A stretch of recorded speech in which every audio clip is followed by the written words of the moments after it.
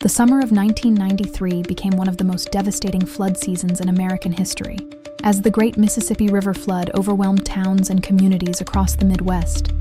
Disaster struck in West Quincy, Missouri when a levee suddenly failed. The breach sent floodwaters rushing through approximately 14,000 acres, damaged more than 100 buildings, and destroyed transportation routes by cutting off bridge access for nearly 200 miles. During the chaos, a barge was pulled through the break and slammed into a gas station, triggering an explosion. Despite the scale of destruction, remarkably, no lives were lost from the levee breach itself.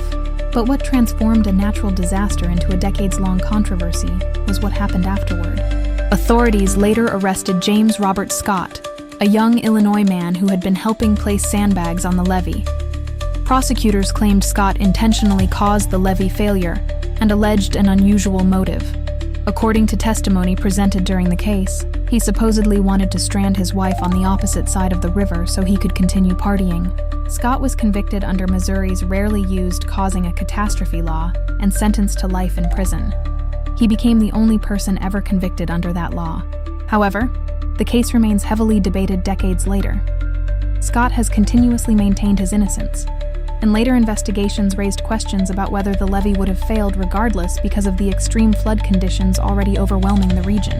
A 2007 book, Damned to Eternity, and later reporting and documentary coverage revisited the case and questioned whether investigators may have needed someone to blame after a historic disaster.